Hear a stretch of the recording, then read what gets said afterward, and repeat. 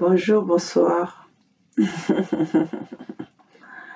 Bonjour, bonsoir, Maman Olga, depuis les États-Unis. Bonjour, bonsoir, la famille Congo. J'invite toute la famille à regarder cette vidéo. Notre travail, notre lutte est aussi d'aller chercher des informations et d'écouter les témoins occulents. Chers compatriotes, j'ai regardé le témoignage du commandant Castor. Ça fait que renforcer la lutte que je mène et les décisions que j'ai prises et la position que j'ai prise pour ce combat. Oui, écoutez le commandant Castor, qui est un témoin, qu'il soit avec nous ou pas avec nous, c'est ce genre de témoignage que nous avons besoin. C'est ceux qui ont vécu la guerre, ceux qui ont été en plein dedans. En écoutant le commandant Castor, j'ai été attristée. J'ai été attristée et j'ai été remplie de haine envers ce gouvernement Mboshi. Oui, vous pouvez me traiter comme je veux, comme vous voulez, comme vous le dites. Le Congo uni est indivisible, le Congo ne sera jamais divisé, le Congo c'est du nord au sud, partout où on est, il y a le nord et le sud. Quand vous êtes dans un quartier, il y a le nord et le sud. Il y a le nord, le sud, l'est, l'ouest. Les quatre points cardinaux existent partout. Mais pour dire qu'aujourd'hui, on ne doit pas diviser le Congo, ou on ne doit pas faire la scission, parce que nous voulons sauvegarder le gouvernement de Mboshi, ou parce que nous voulons sauver le vivre ensemble. Non. Quelqu'un qui a fait rentrer les étrangers pour venir nous tuer sur nos propres terres, sur notre propre territoire, faire rentrer les ennemis, les étrangers. Quand vous entendez le commandant Castor vous dire les Zimbabwe, les Rwandais, les Angolais, donc il pouvait faire rentrer le monde entier pour venir nous assassiner, nous exterminer. Et vous êtes là à nous parler de dialogue. On va parler de dialogue avec qui et avec quoi? Pourquoi? Pour traiter quoi? Oh non. Je veux quand même vous passer l'extrait de ce... Je veux quand même vous passer l'extrait de cette interview, parce que nous voulons quand même que tous nos peuples arrivent à comprendre pourquoi nous sommes déterminés et nous sommes dans une lutte et dans l'objectif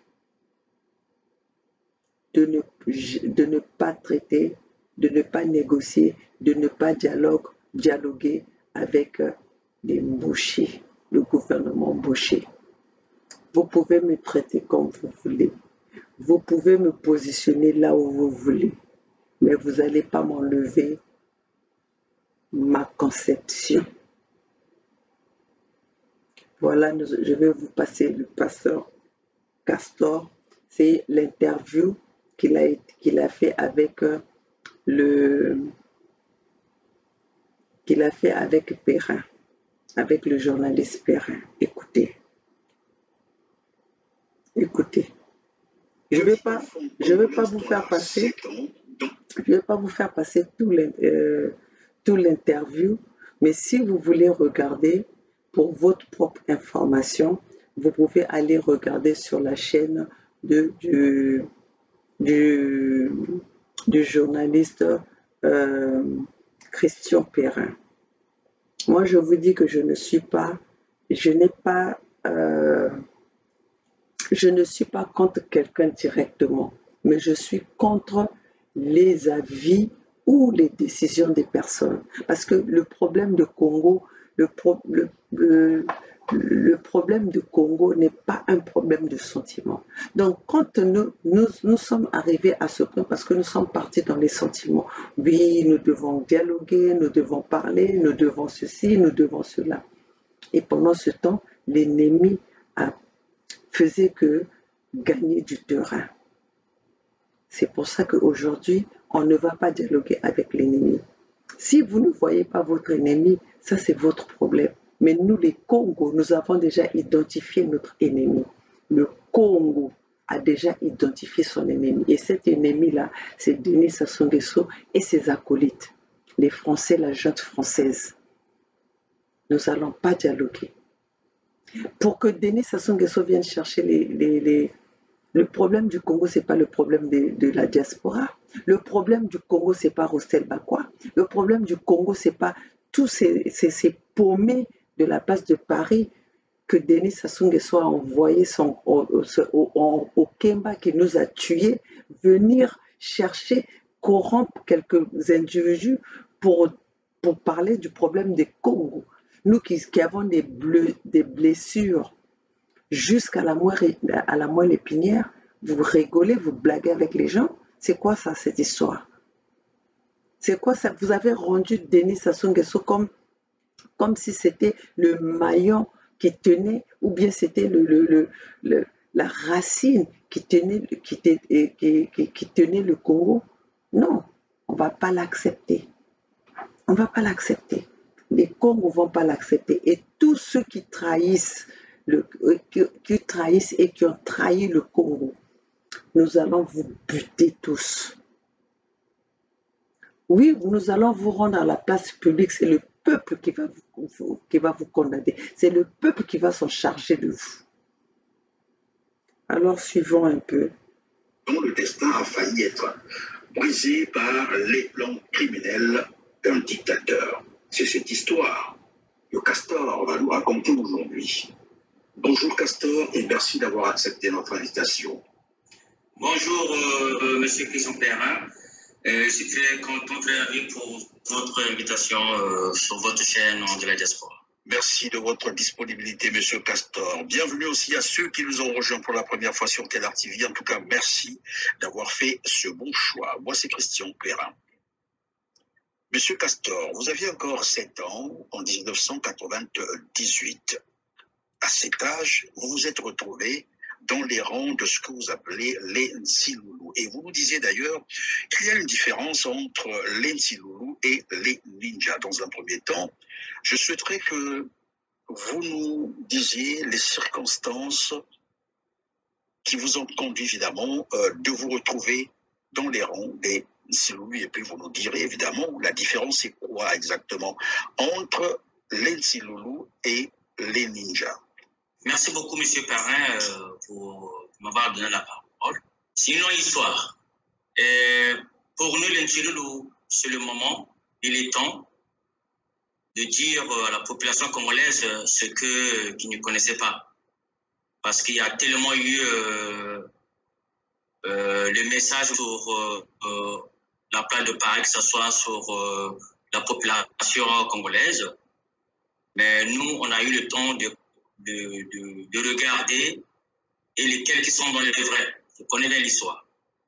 Et aujourd'hui, maintenant, il est temps de parler parce que trop c'est trop. Nous avons souffert. Nous sommes les paysans.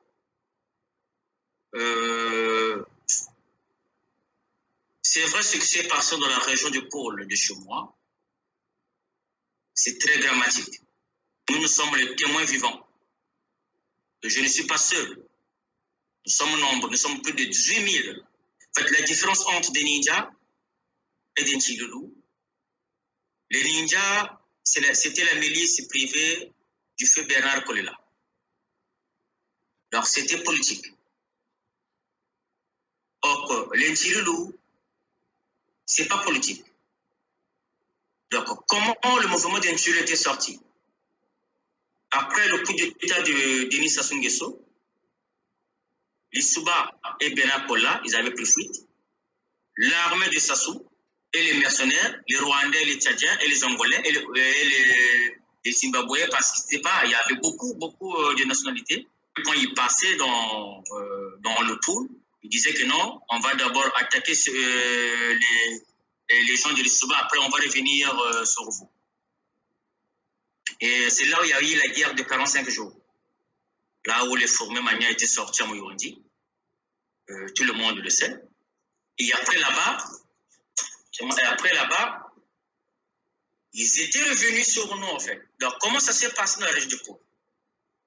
En ce moment-là, il y avait le seul ninja de Bernard Kolela qui était resté dans la région de Pau. On l'appelait Iduma. Iduma, il était de Matumbu. Donc Kinkala, Matumbu. Le gouvernement même, il avait envoyé les Angolais et les Rwandais qui étaient là. Mais le problème, c'est que la chance qu'Iduma avait eue, quand les Angolais et les Rwandais étaient venus, nous, dans la région de Poul, on parle Lari. Donc, eux aussi, le Lari, ça passe. Donc, ils se disaient, mais quoi? Mais c'est pas notre population, c'est pas notre famille. Et la mission qu'on leur avait donnée, c'est d'aller exterminer Iduma. Parce que c'était le seul qui était resté dans la région, en fait, au Congo. C'était le seul. Donc, après la guerre de 45 jours de la région du Niari, donc la seule personne qui restait, c'était Iduma. Donc, il fallait finir avec Iduma pour que ça se puisse prendre le contrôle du Congo. Et le problème, c'est que les Angolais et les Rwandais et les Tchadiens qu'on avait envoyés à Matumbu, ils n'ont pas pu éliminer Iduma parce qu'ils avaient entendu leur langue, Lari.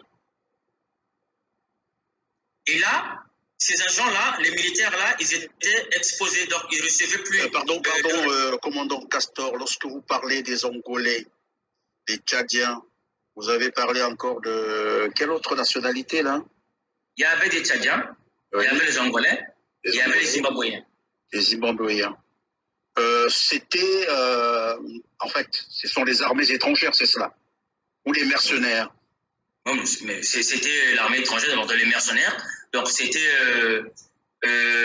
par rapport aux informations qu'on a vues, c'était les Angolais et les Rwandais. Bon, les Angolais de l'ancien président qui était décédé en Angola, les gens qui sont réfugiés dans la forêt, qui s'assoient à vache. Donc c'est les mercenaires. Alors donc ça veut dire que Sassou Nguesso a utilisé les mercenaires étrangers, les armées étrangères pour attaquer le Poul et le Niari, c'est cela? Ah oui, exactement, c'est ça, oui. Je confirme, c'est ça, oui. Et donc vous disiez, après ils sont revenus vers vous dans le Poul, oui, c'est cela? Donc après la guerre de 45 jours dans le Niari, ils sont revenus dans le Poul. Donc il fallait liquider Iduma. C'est les Angolais qu'ils avaient envoyés. Dans les Angolais qui étaient à Matumbu, en fait, quand ils entendaient parler la langue Lari, ils se disaient que mais c'est notre famille. Mais pourquoi on va tuer ces personnes-là? C'est-à-dire la langue Congo, alors, puisqu'il y a aussi le Kikongo au niveau de l'Angola. Oui, il y a du Congo au niveau de l'Angola. Donc, excusez-moi, il y a du Kikongo au niveau de l'Angola. Donc, le Lari, donc le Congo Brazzaville, quand ça passe. C'est les mêmes dialectes, c'est les mêmes proverbes.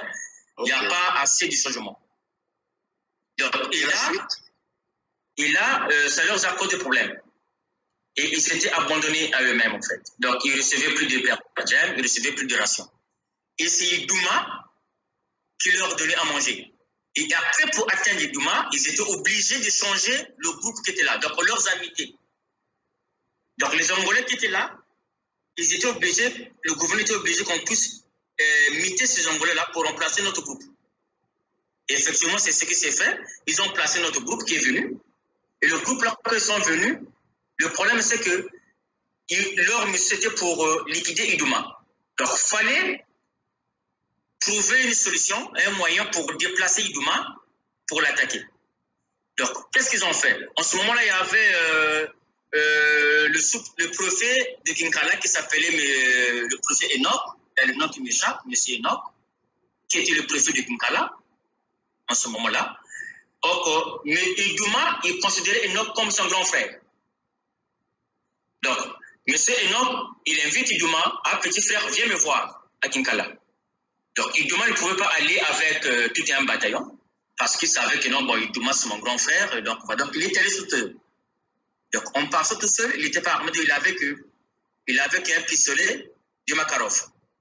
Donc, en partant, avant d'arriver à Tinkala, et les Angolais sont sortis. On leur a encerclé. Et quand les Angolais l'ont encerclé, on lui a rafalé. Les balles ne pénétraient pas son corps. Les balles ne pénétraient pas son corps. Et en plus, lui, il a tiré le pistolet qu'il avait, le Makarov, il a tiré, les balles étaient finies. Et de fait, qu'est-ce qu'ils ont fait pour l'atteindre? On l'a découpé en morceaux. Donc, quand on lui a découpé en morceaux, on lui a brûlé en plus.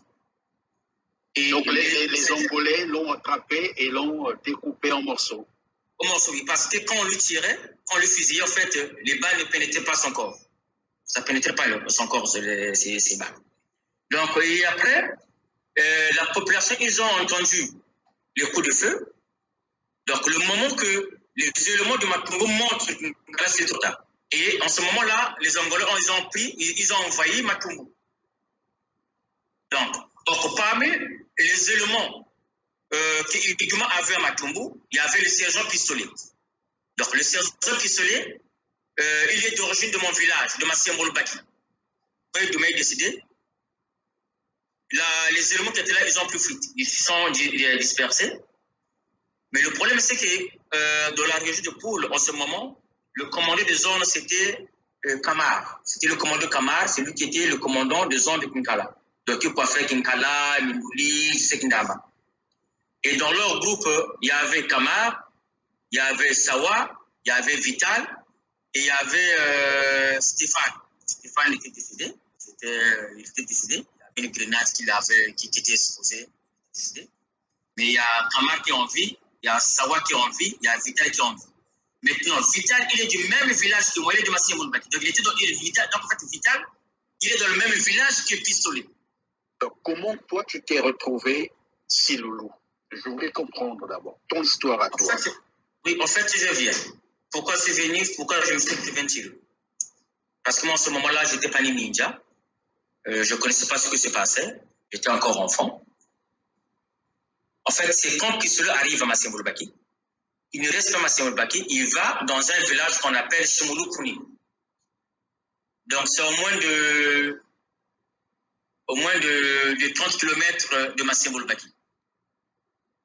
Donc, il faisait ce champ là-bas. When you have a family, you kind of look at your professional dreams through that lens. No one wants to. Mais avec l'information, le groupe de Kamar, le commandant de zone de Kinkala Kamar, et les Vital, et les Sawa, et les Stéphane, ils avaient l'information qu'il fallait liquider Pistolet. Mais Pistolet est d'origine de Massiambolbaki, de mon village. Donc, mais quand il est venu à Massiambo, il n'habitait pas de Massiambo. Donc, Pistolet, il avait pris refuge à Shimulu-Kuni. Il y avait un village de 30 km de Massiambolbaki. Il faisait ce champ là-bas. Et le Vital et le commandant de zone, Kamar, ils sont venus à Massiambolbaki. Ils sont allés voir le chef du village, qui est M. Malanda. En ce moment-là, c'est lui qui était le chef du village, M. Malanda, et un agent de CFCO retraité. Ils sont allés voir que voilà, nous, on veut prendre Pistolet. Ah bon? Mais qu'est-ce qu'il a fait? Non, il est venu ici avec les armes de Massiambo, donc on le cherche. Il a dit, bah, mais moi, je n'ai pas l'information. Pistolet n'est pas Massiambo. Mais s'il est là. Donc, ils ont menacé le chef du village. Et le chef du village, il était obligé d'aller voir les parents de Pistolet. Et il est allé voir sa maman. Il dit, mais oui, non, on cherche Pistolet, il est venu avec les armes. Et c'est là où Massiambolbaki était maintenant le village ciblé, que voilà, c'est là où est le ninja. Mais Pistolet n'était pas à Massiambolbaki, il s'est réfugié à Shimulu-Kuni. Et en plus, quand eux ils sont partis, ils ont rendu compte.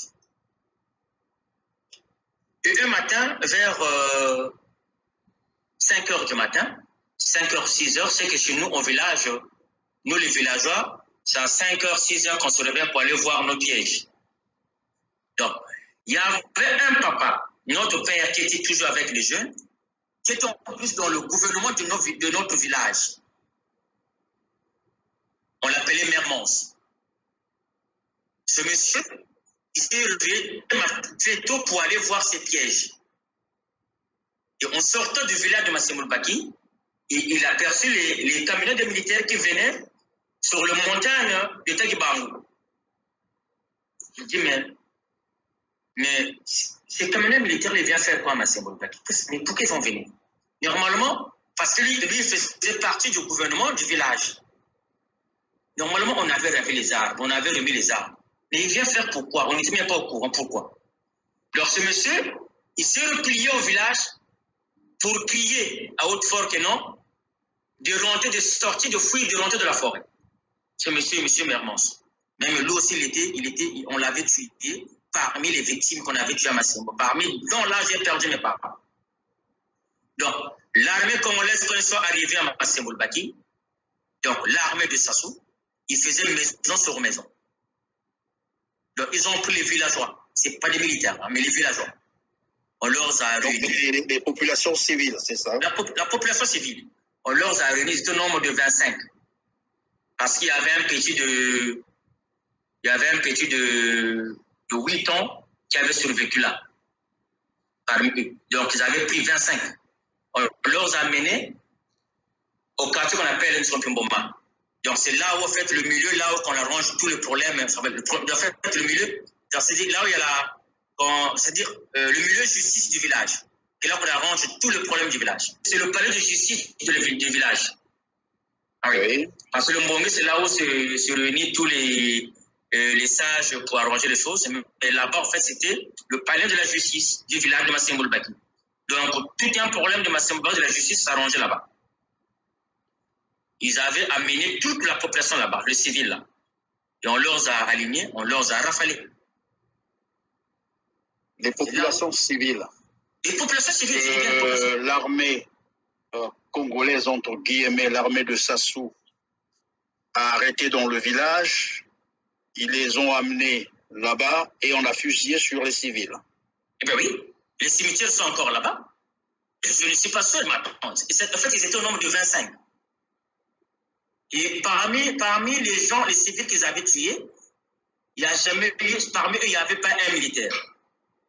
Il y avait les agents de CFCO. Parmi les agents de CFCO, j'avais un papa qui était parmi là. Même son père, il était même un grand responsable du chemin de fer à Pointe-Noire. Monsieur Nkembo. Il y avait son propre fils qui était décédé parmi eux, qu'on appelait Monsieur Gaulois. Il était le chef de gare. Donc, parmi ces gens-là, il y avait 4 agents de chemin de fer. Il y avait M. Gélès, M. Gaulois, il y avait M. Mbongo. Mbongo, il était même bébé. Il était du Niari qui était même là, qui travaillait à Massimbo-Baki. Et il y avait encore un papa qu'on appelait Charmant, qui est décédé. Donc moi, c'est là où j'ai perdu mes parents. Et quand ils ont fusillé la population, ils sont partis.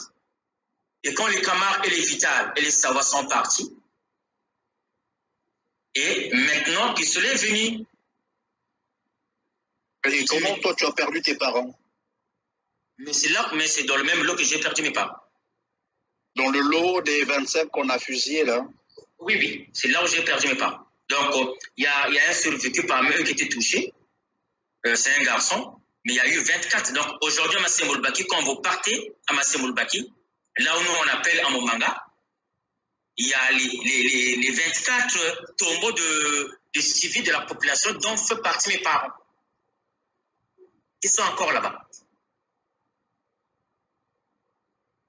Et après, c'est là où c'est-à-dire les villageois nous sommes sortis, on a enterré parce qu'on n'avait même pas le temps de faire des cercueils, donc on les a enterrés comme ça.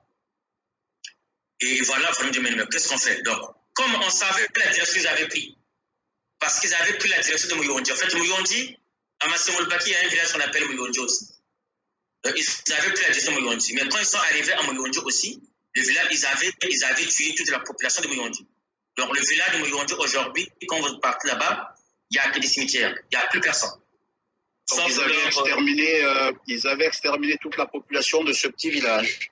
Ce village-là, oui. Oui. On a tous les témoignages, il y a des vidéos, il y a tout. Même la liste de tous les gens qui avaient dans ce village. Mais comme on avait ceux qui avaient pris la même direction, comme nous sommes au village, nos grands frères sont au village, donc ils savaient la direction. Puis cela dit non, on doit quand même réagir. Mais et après, il a pris certains grands frères. Et moi, c'est là où j'ai intégré le groupe parce qu'on n'avait pas le choix. Parce qu'après quelques semaines, la région de Poul a été envahie par les Angolais et les Rwandais. Donc, c'est-à-dire que tu ne pouvais pas voir un jeune dans le village. Donc, il n'y avait que des femmes. Et les femmes, ils avaient, en plus, qu'est-ce qu'ils ont fait? Les femmes, ils ne supportaient plus la galère. Ils ont obligé aux femmes, donc à nos sœurs et aux femmes de nos parents et de nos grands frères, de montrer là où se cachaient les hommes dans la forêt. Donc, on nous a fait la chasse dans la forêt. Et là, on s'est dit non, on doit se défendre. Donc là, il fallait se défendre. Donc, on nous sommes défendus. Et les autres, ils avaient pris les fusils de chasse de nos parents. Parce qu'on était villageois. Mais moi, à ce moment-là, je n'avais pas l'arme. Donc, moi, qu'est-ce que je faisais? J'ai ramassé les munitions quand on faisait les embuscades, j'ai ramassé les munitions et tout. Et de là, ce n'est pas seulement Massembo Baki. Et quand nous sommes revendiqués à Massembo Baki, on fallait notre obligé de rentrer dans la forêt. Et eux, qu'est-ce qu'ils ont fait? Les Vital et les camarades. Parce qu'en ce moment-là, parce qu'il y a des choses que les gens ne disent pas. Après le coup d'état de Denis Sassou Nguesso, quand Kamar a dit dans la région de Poul, quand Kamar venait dans n'importe quel village de la région de Poul, et il fallait qu'il trouve un prisonnier qui est dans le PSP. Le prisonnier là, on le tuait devant les gens. On l'appelait Kimpumbulu. On a battu en son froid le prisonnier là. À Kinkala, il l'avait fait. Donc, ceux qui sont de Kinkala, ce que j'ai dit, ils le savent. Donc, il y avait un jeune, un prisonnier qui était au PSP. Il l'avait fait sortir au marché de Kinkala. Il l'avait tué pour dire que non, c'est un Kimpumbulu. Donc, c'est un vol. Il l'avait tué? Kamar, le commandant Kamar, pas celui qui était le commandant de zone de Kinkala jusqu'à Lulu. Donc, c'était le même. Le commandant de zone établi par le gouvernement congolais, c'est ça? Mais oui, exactement, oui. Qui exécutait les gens comme ça, des exécutions extrajudiciaires. Exactement, oui. Et c'était pas seulement à Kinkala. Et après, il était allé à Kindamba. Donc, quand il arrive dans un village, il y avait deux frères qui se sont battus. Et les frères se trouvaient au PSP. Il fallait que ces jeunes-là soient transférés à Mindouli. Donc, qui les prend, c'est Kamar, avec son groupe. Avant d'arriver à Mindouli, dans la montagne qu'on appelle le Montango, qu'est-ce qu'il a fait? Il avait enterré ses deux frères. Donc, ils ont enterré ces deux frères, ils ont laissé la tête ouverte. Donc, ces deux frères-là... Attends, Castor. Ils ont enterré ces deux frères, la tête... Oui, oui. Donc, cela veut dire qu'ils étaient encore vivants? Oui, vivants, oui. Ils sont morts là parce que leurs enterrés sont morts là. Et lesquels qu'ils ont retrouvés, ce sont les écoliers qui partaient à l'école quand on retrouvait leur corps. Et là, ils ont dit non. Et c'est là où il y a eu la première attaque, embuscade plutôt, qu'on a brûlé le PSP de Mindouli. On est allé brûler le PSP de Mindouli. Et là, c'est là où maintenant qu'on appelait que les bandits armés. Et la radio commence à parler des bandits armés. Mais le problème, c'est que c'était quoi? Mais quand nous, on se défendait dans la région de Poul, dans nos villages, au niveau de Brazzaville, on nous appelait les bandits armés. Ils ne disaient pas que ce sont les villageois qui se défendent parce qu'on leur a attaqués. Mais on nous appelait les bandits armés. On dit, mais non. Mais quelques mois, on entend parler dans la radio qu'il y a les sages qui vont aller de la région de Poul pour convaincre les bandits armés. Mais nous sommes posés des questions. Chers compatriotes, je vais demander à la banque de Congo, ben quand la témoignage là, c'est vraiment, il y a que touchant. C'est un témoignage qui est touchant. Moi, quand j'ai entendu ça et quand je vois Castor, j'ai pleuré. Mon me dit là. Parce que rendez-vous compte. Hein, vous vous rendez compte que na moment yi na Castor Vana na 7 ans. Regardez comment on a brisé sa vie. À venir, pendant que Sasuke n'a qu'à en profiter, que n'a pas bon à contribuable.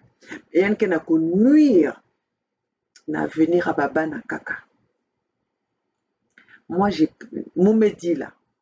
Donc, en ce moment, quand je vois Castor, je suis en train de voir comment est-ce que on a, combien d'enfants m'a brisé ma vie à Bafasuina. Combien d'enfants que Denis Sassou Nguesso a brisé leur vie, le gouvernement de Denis Sassou Nguesso, le gouvernement sanguinaire, le gouvernement génocidaire, le gouvernement, je sais pas. Comment est-ce que vous pouvez oser, vous les Congos, vous qui avez tendance à dire que vous êtes les Congos, Bichi Congo, vous pouvez aller dialoguer. Qu'est-ce que vous allez dire à Castor? Aux gens comme des Castors qui ont subi cette violence, qui ont vécu ces moments, ces atrocités. Qu'est-ce que vous allez leur dire? Vous allez effacer tout cela? Et ceux qui sont restés au pays, qui aujourd'hui continuent à souffrir, qui n'arrivent pas, qu'on a empoisonné leurs eaux, qu'on a tronçonné les arbres qui leur permettaient de vivre, vous allez leur dire quoi? Vous allez dialoguer au nom de quoi? Vous allez négocier au nom de quoi? Qu'est-ce que vous allez leur offrir à la place, en dehors de votre dialogue? Qu'est-ce que vous allez offrir à ces enfants? Une personne comme Castor qui a perdu tous ses parents, vous allez le mettre en face des assassins, de ses parents, qui ont fait qu'aujourd'hui il se retrouve à l'extérieur sans ses parents, loin des cimetières, des tombes de ses parents. Vous allez lui dire quoi? Si ce n'est pas de la méchanceté, il manque des mots pour vous qualifier. Vous voulez effacer tous nos morts au prix de 500, 300, 1000 ou 3000 euros que Denis Sassou Nguesso est en train de vous donner, venant de nos richesses à nous. Vous croyez que Denis Sassou Nguesso vous fait faveur? Vous croyez qu'aller négocier avec Denis Sassou Nguesso, vous faites faveur à qui? À Denis Sassou Nguesso ou aux morts? Ou à ceux qui ont perdu leurs parents pendant ces massacres et qui continuent encore? Est-ce que c'est nous qui avons, c'est la diaspora qui a besoin? Est-ce que c'est la diaspora qui a plus besoin? Si Denis Sassou Nguesso avait pensé à se faire excuse, à vouloir dialoguer, à vouloir se mettre ensemble avec les Congos que lui-même il a détruits, vous croyez que c'est vous qui va venir chercher au lieu de commencer à ceux qui ont besoin? Au lieu de commencer dans des enfants à qui il a privé de l'eau potable, à qui il a privé d'aller à l'école, les mamans qui qui accouchent à même le sol, nos parents qui n'ont pas leur pension. Et vous croyez que c'est vous qui êtes à Paris, qui êtes l'urgence? C'est vous qui avez vous avez eu la possibilité, vous pouvez faire la possibilité, vous pouvez aller travailler. Vous avez loupé vos vies pour profiter, pour faire votre marchandage sur les corps, sur les morts des Congos, sur les blessures, les gens qui ont des blessures profondes. Vous voulez faire marchander ces blessures-là contre votre bien à vous, contre votre fainéantise à vous, parce que vous êtes des fainéants. Vous êtes que des bourriques. Vous êtes que des troubadours, des ratés de la vie, des paumés que vous êtes. Vous croyez que vous allez échanger votre, votre vie que vous avez ratée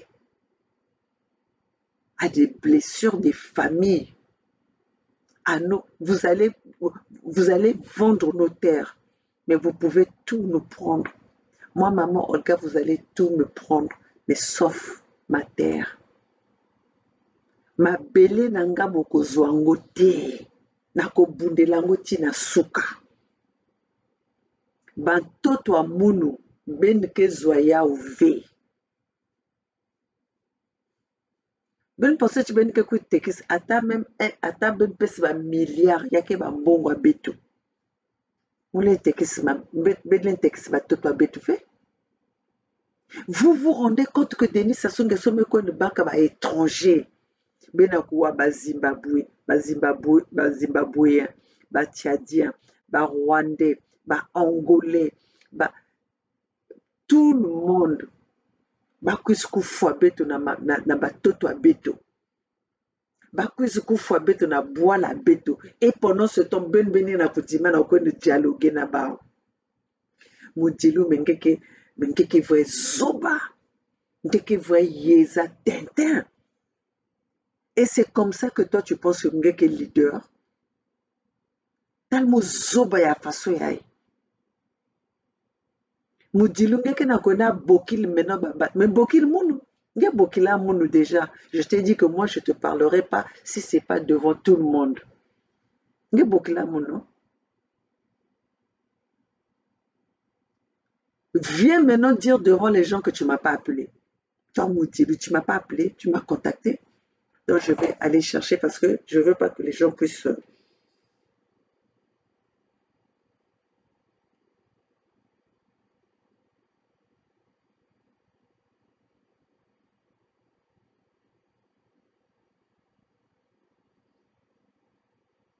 Comment j'ai eu ton numéro?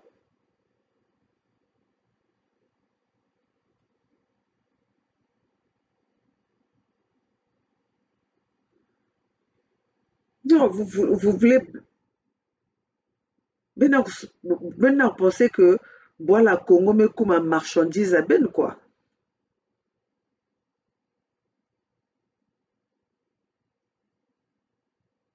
Hein?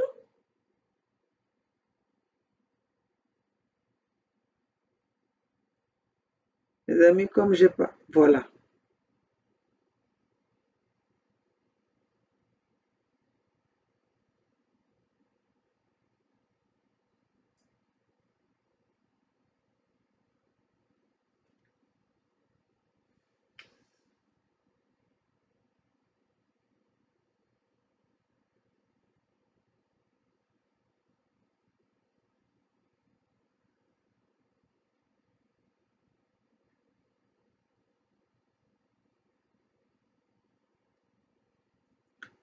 Ça, c'est.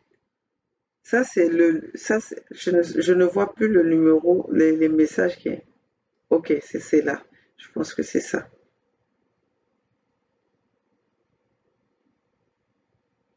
Voilà. Vous n'allez pas me dire que j'ai menti. Voilà. Vous lisez ça, j'espère. Vous avez vu?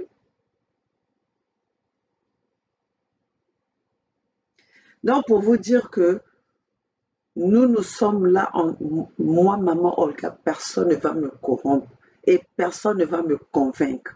Parce que moi, j'ai mon opinion et j'ai ma décision que j'ai prise. Je ne dialoguerai jamais. Je ne vais jamais dialoguer avec les Mbouchés. Parce que la blessure, elle est trop profonde. Je vais dialoguer avec les Mbouchés. Pourquoi? Tony Modilou nous dit saisissons l'occasion. Donc c'est comme si vraiment c'est une opportunité que Denis Sassou Nguesso nous donne. Donc au moment où, comme Denis Sassou Nguesso a décidé que nous devons dialoguer, il va venir nous parler à nous. Alors maintenant nous devons saisir l'occasion. Donc une chance quoi. après avoir tué nos parents, après avoir tué nos familles, après avoir empoisonné des eaux dans nos villages, maintenant, Moudilou nous dit de saisir l'occasion. Donc, faveur quoi. Ça se gagne à Salabet faveur. Mais Moudilou, vous prenez les gens pour qui? Vous prenez les gens pour qui? Donc, nous, les mamans Olga qui sommes venus dans ces pays, on travaille. Nous avons investi, nous nourrissons nos familles, les gens qui ont des problèmes, nous sommes là, nous, on leur vit, aider que bah. Donc maintenant, parce que satisfaire demande ya Denis Sassou Nguesso, donc big news maître de quoi? Tu as déjà défendu qui? Tu as déjà défendu qui? La place à Paris, il y a plein plein de Congolais qui ont des problèmes, n'aya ba avocat, défendre ba naïki. Est-ce que nous soutenir que même déjà ba? Pour qu'aujourd'hui, que non, venons, nous allons saisir. On dirait que na syndrome aussi, où aujourd'hui, on n'a même pas encore on n'a même pas encore trouvé de nom. Parce que syndrome, c'est comme si vous attendez que vous occasion que Denis Sassou Nguesso tende la main. Donc comment à la merci d'un pochi, à la merci d'un incompétent comme Denis Sassou Nguesso, à la merci d'un fourrier comme Denis Sassou Nguesso. Donc beno mais comment la dimension muslim. Donc penser que de toute façon moi je vais aller prendre l'offre de Denis Sassou Nguesso comme si je devais saisir l'opportunité. Moi, Naïn Moukele, mais c'est même ne pas connaître ma valeur. Saisir l'occasion il y a Denis Sassou Nguesso, c'est comme si je suis en train de me minimiser, je suis en train de m'insulter moi-même. On va saisir l'occasion de Denis Sassou Nguesso, un génocidaire comme ça. Donc, ben Denis Sassou Nguesso pouvoir moi aussi que Yann qui est là, donc vous êtes là en train de la population moustique. Donc au moment quand il se réveille, ah ouais bon maintenant il faut que je vais prendre ça comme décision. Allez, vous à ce moment-là, oui, voilà, vous applaudissez Denis Sassou Nguesso. Donc ben pensez si ben que à la merci de Denis Sassou Nguesso ni ma bande tout. Vous pensez que ça c'est cette histoire que nous autres là nous allons laisser à nos enfants? C'est cet héritage là que nous allons laisser à nos enfants quand on était à la merci de Denis Sassou Nguesso.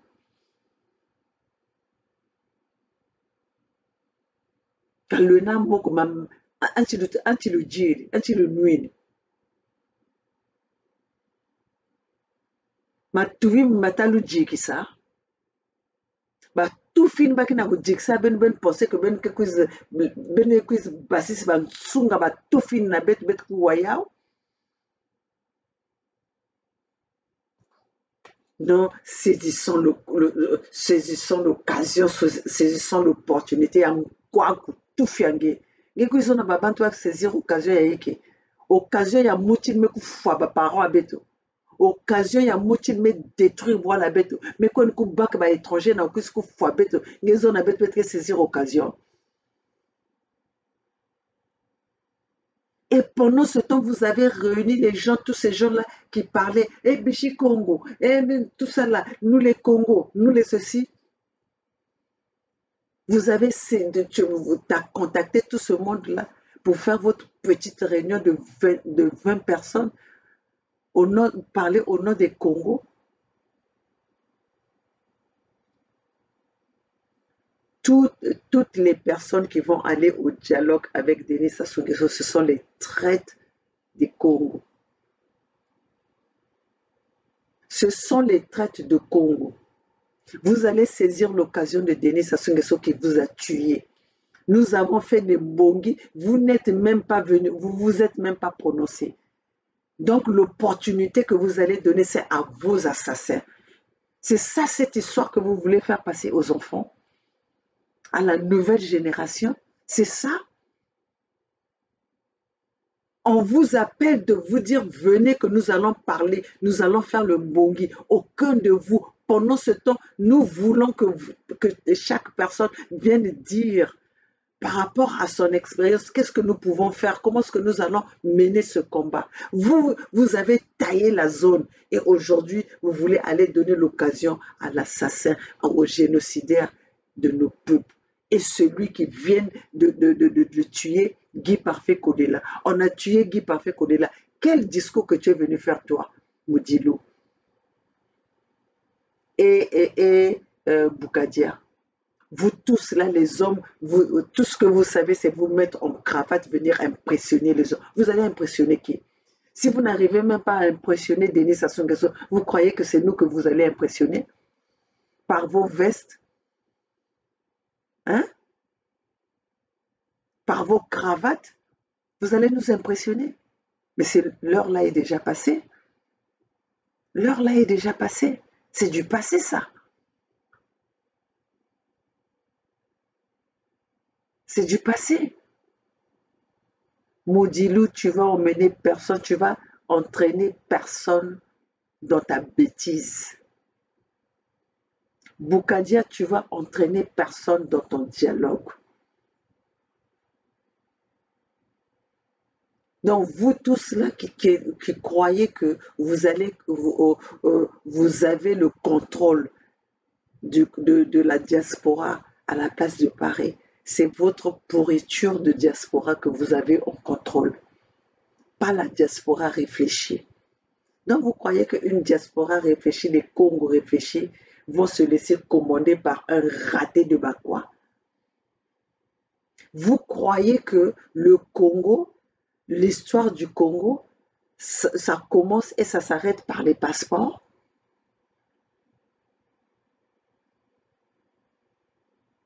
Vous croyez à ça vraiment?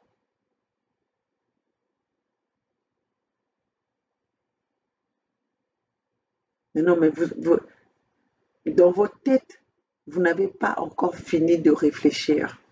Je pense que vos têtes sont bourrées des cacas de Denis Sassou Nguesso. Ah oui, parce que tu peux réfléchir l'un des zones, je vais te mettre quoi de zones na Denis Sassou Nguesso. Nous, on ne parlera jamais avec Denis Sassou Nguesso. On ne va jamais dialoguer. C'est pas dernièrement que Guy Parfait Kolela est parti en dialogue. Et qu'est-ce qui est arrivé à Guy Parfait Kolela? Qu'est-ce que vous allez dire à celui qui a parlé haut et fort en disant que nous avons brûlé, nous avons tué dans le pool, le ciel n'est pas tombé? Et l'autre qui est venu encore dire que ma colisio, ma melisio, ma balesio, tout ça là, aux ozang respect na tata na yo, okomela mai na nkanya. Et on met la main dans Kanya, on a tué Guy Parfait Kolela. Dont le corps aujourd'hui traîne encore chez Denis Sassou Nguesso. Hein?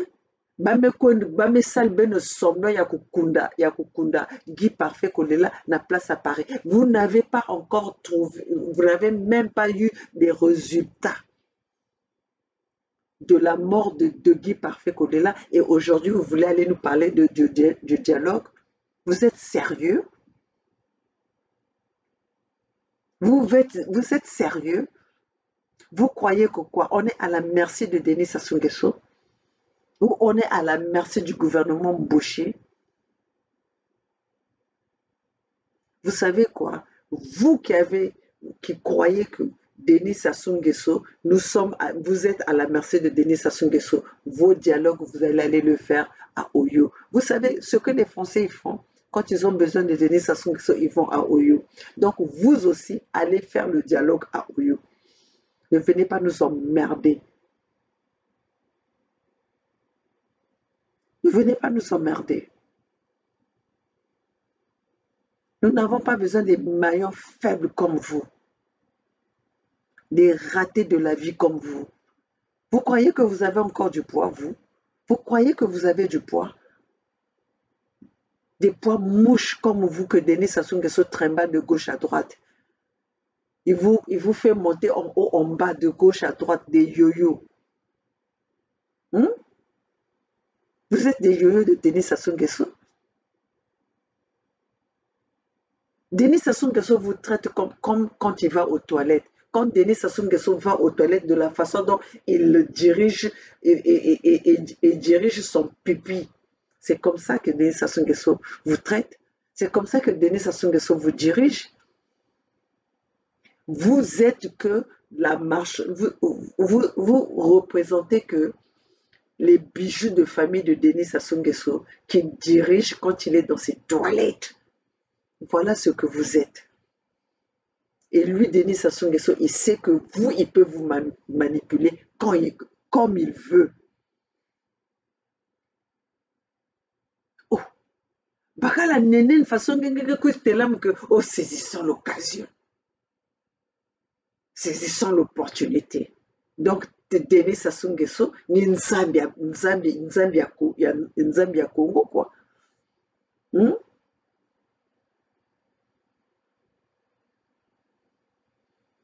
Comment pouvez-vous parler du dialogue pendant que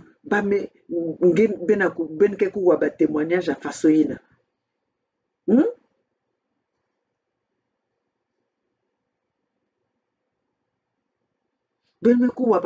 Témoignage à Fasoïna, vous parlez de dialogue. Ben vana quand même na moi penser na bapangi. Et au moins de la considération. Et de la considération. Donc, ben zabis base, il y a dialogue, il y a ben négociation, ça serait quoi? Vous allez parler de quoi? Que Denis Sassou Nguesso zabis ben ke effacé massacre, atrocité nyostine Denis Sassou Nguesso mais ça dans le poule, mais ça dans le sud, pillage nyonso bamesala na Congo, bamesala na mbongo ya pétrole. Tout ce que Christelle Sassou est en train de faire. Donc tout ça là, vous allez enterrer ça pour aller dans le dialogue.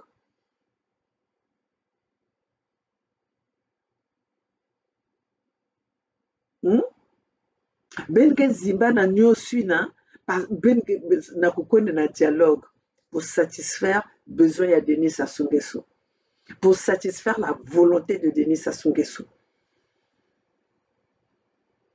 Denis Sassou Nguesso était venu dans ce pays, le Congo.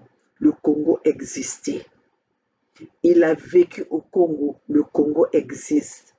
Et il partira. Le Congo existera. Nous n'allons pas aller négocier pour donner l'opportunité à Denis Sassou Nguesso, faire croire à Denis Sassou Nguesso que le Congo lui appartient. C'est vous, les gens comme les Moudilou et les Boukadia, qui ont donné l'opportunité de Denis Sassou Nguesso de croire que le Congo leur appartient, de donner l'opportunité aux Moshi de croire que le Congo avait commencé par des Moshi.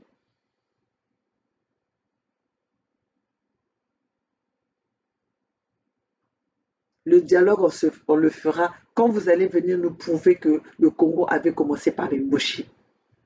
Mais si le Congo a commencé par le Congo avec un grand K, il n'y aura pas de dialogue. Parce que le Congo nous appartient. Quand le Congo a commencé avec le Congo avec un grand K. Et c'est ce Congo-là que nous avons besoin.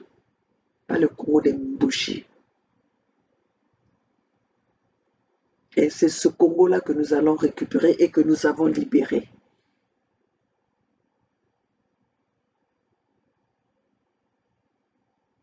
N'importe quoi.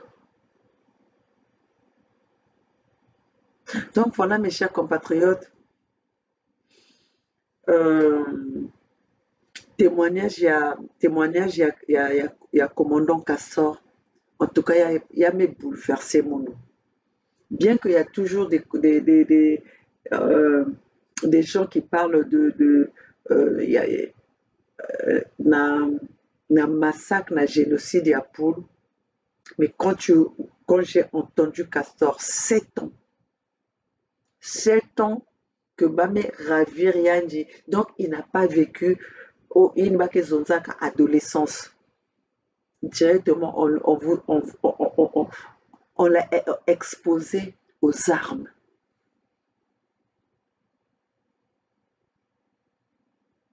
Pendant que babana Denis Sassou Nguesso na babana bamboshi bakela kota na ba l'école na ba bonne école qui profite de l'argent du Congo, des fonds du Congo, des richesses du Congo. Non, il y aura pas de dialogue. Le Denis Sassou Nguesso ne mérite pas le dialogue avec les Congo. Denis Sassou Nguesso, sa place, c'est une balle dans la tête.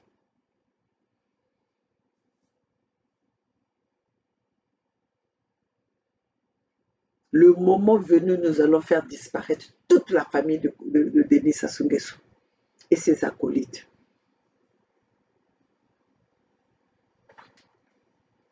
Oui. Moi, je m'en fous quand vous me traitez, ouais, comment une maman peut être comme ça. Oui, mais une maman est là pour défendre ses enfants, pour protéger ses enfants, pas pour exposer ses enfants. Moi, je ne suis pas venue dans cette lutte pour plaire à qui que ce soit. Je ne suis pas venue dans cette lutte pour faire faire la volonté de qui que ce soit. Je suis là pour le peuple. Je suis là pour la jeunesse congolaise, pour la jeunesse Congo. Vous allez m'excuser, souvent je suis toujours en train de parler congolaise. Vous comprenez que nous avons grandi avec ça, congolaise, Congo, tout ça là. Mais nous allons nous habituer au Congo parce que nous sommes les Congos. Je suis là pour la jeunesse Congo. Je suis là pour les mamans Congo. Je suis là pour les papas Congo. Je suis là pour l'avenir des Congo. Pour réveiller la conscience des Congo. Ceux qui croient encore que c'est la libération du Congo viendra du ciel, que la libération du Congo viendra de ces traites comme les Modilu, les Bukadia, les Musunda, tous ces gens-là qui nous viennent avec le langage, le discours de dialogue, ce sont des traites. Ce sont ce sont des corrompus. Ce sont ceux qui ont vendu les Congos. Alors les vrais Congos, vous savez bien qu'on ne peut pas s'asseoir avec son assassin. On ne donne pas l'opportunité à son assassin pour pénétrer dans sa maison. Quand on connaît son ennemi, on la bat. Quand on connaît son ennemi, on la bat. Bake fois qu'ennemi a yann, bake diata yann, bake diave place moi c'est un ennemi.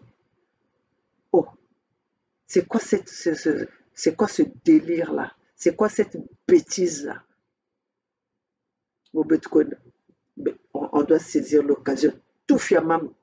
Ah, je m'excuse.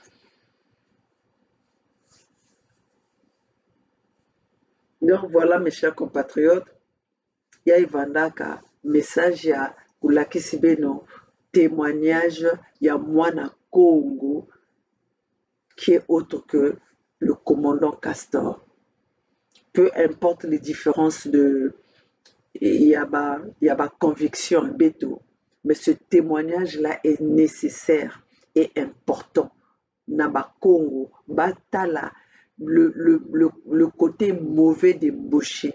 Ça, ce témoignage-là vous fait comprendre pourquoi nous, on est catégorique à ce que nous ne voulons pas dialoguer avec Denis Sassou Nguesso. Donc voilà mes chers compatriotes, ce que j'avais à vous dire. Vive la Fédération Congo, le peuple gagne toujours, seule la lutte libère. Mes chers compatriotes, Betkena Lutte Fédération Congo, c'est le chemin de la libération des peuples Congo.